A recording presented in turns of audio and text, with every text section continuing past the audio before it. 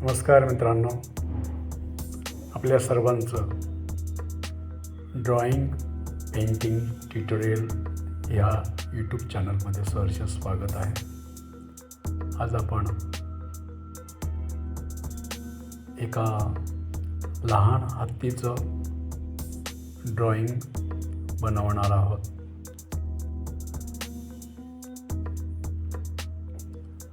मी ब्रशच्या सहाय्याने direct drawing बनवत आहे, परंतु तुम्हाला त्यासाठी जर तुम्ही बिगिनर्स असाल, प्रारंभिक अवस्थेत असाल, तर तुम्हाला पेन्सिलने स्केच करावं लागेल आणि त्यानंतर तुम्ही स्केच पेनने किंवा ब्रशच्या सहाय्याने अशा प्रकारचं त्याला आउटलाईन करू शकता. या ठिकाणी मी हत्तीचं ड्रॉइंग बनवत आहे. पृथ्वीवरील सर्वात मोठा, बुद्धिमान आणि शांत स्वभावाचा प्राणी हत्ती हा फक्त एक प्राणी नाही आहे, तर तो निसर्गाचा खरा चमत्कार आहे. त्याची उंची, त्याची ताकद, बुद्धिमत्ता आणि स्मरणशक्ती यामुळे तो सर्व प्राण्यांपेक्षा वेगळा ठरतो. हत्तीचे शरीर खूप मोठे आणि मजबूत असते. डोके मोठे आणि जड, कानसुद्धा खूप मोठे असतात. उष्णता कमी करण्यासाठी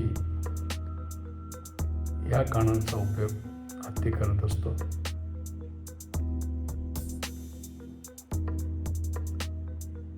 एवढे मोठे शरीर सांभाळण्यासाठी हत्तीचे पायसुद्धा तितकेच मजबूत असतात. हत्तीचे वजन हे साधारणतः 3 ते 6 टन इतके असते. हत्तीचा एक अद्भुत अवयव म्हणजे हत्तीची सोंड. ही सोंड म्हणजे निसर्गाने जणू हत्तीला दिलेला हात, नाक, तोंड आहे. सोंडेचा उपयोग हत्ती पाणी पिण्यासाठी, अन्न उचलण्यासाठी, झाडे तोडण्यासाठी, लहान वस्तू उचलण्यासाठी, स्वतःला आणि पिल्लांना अंघोळ घालण्यासाठी, धोक्याचा वास ओळखण्यासाठी. हत्ती एका वेळी सोंडीतून 10 ते 12 लिटर पाणी उचलू शकतो.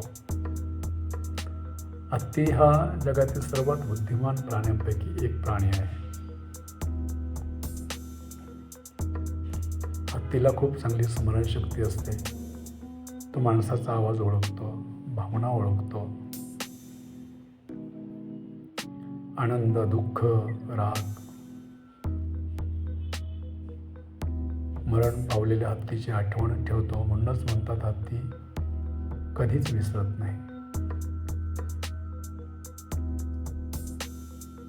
हत्तीचं कुटुंब आणि स्वभाव. हत्ती हे कुटुंबवत्सल प्राणी आहेत. कळपाची प्रमुख मादी असते. पिल्लांची सर्व हत्ती काळजी घेतात. जखमी किंवा आजारी हत्तीला सोडत नाहीत. हत्ती शांत स्वभावाचा असतो, पण धोका वाटला तर तो खूप आक्रमक होऊ शकतो. निसर्गातील हत्तीचं महत्त्व जर विचाराल तर जंगलाचा इंजिनियर असंही हत्तीला म्हणतात, कारण तो झाडे मोडून जंगलात मोकळी जागा तयार करतो, जंगलातील समतोल राखतो, इतर प्राण्यांसाठी पाणी आणि वाटा तयार करतो.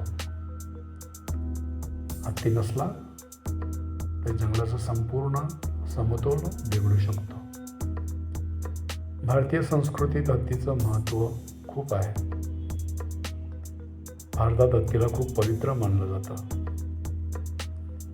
गणपती बाप्पा हा हत्तीमुख देव म्हणून ओळखला जातो.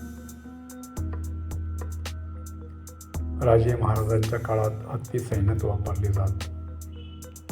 सण, उत्सव आणि मंदिरामध्ये हत्तीला मान आहे.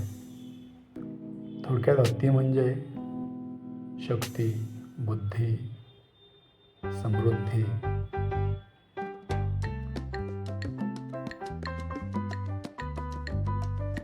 त्याची मोठी सोंड, विशाल कान आणि शांत डोळे काढताना त्याच्या ताकदीबरोबरच त्याची दयाळू बाजूही लक्षात ठेवावी लागते. आता या ठिकाणी आपण जे हत्तीचं पिल्लू किंवा छोटा हत्ती किंवा बाल हत्ती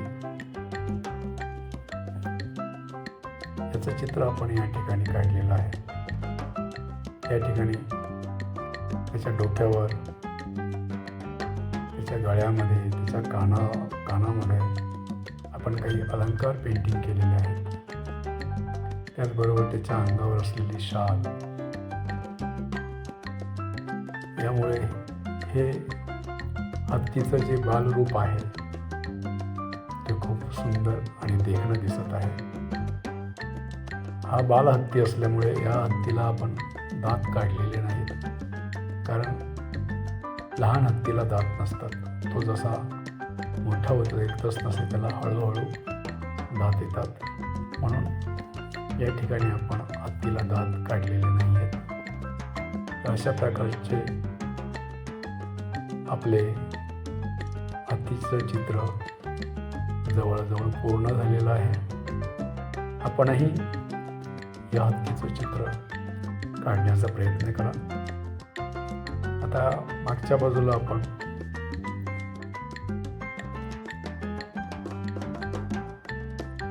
थोडा स्काय कलर देतो आहे, ब्ल्यू कलर, काही ठिकाणी लाईट, काही ठिकाणी डार्क, अशा पद्धतीने आपण बॅकग्राऊंड कलर त्याला देतो आहे. त्यामुळे चित्र जे आहे आपलं हत्तीचं चित्र अधिक उठून दिसेल, यासाठी हा बॅकग्राऊंड कलर आपण करतो आहे. तुम्ही तुमच्या आवडीनुसार कोणताही कलर देऊ शकता. फक्त तो आपल्या चित्राला साजेसा असा असला पाहिजे. खालच्या भागामध्ये आपण थोडासा ग्रीन कलर किंवा ग्रीनिश शेड देतो आहे, जेणेकरून ते चित्र चांगलं दिसेल. आपणही अशा प्रकारचं चित्र काढून त्याला रंगवण्याचा सराव करा.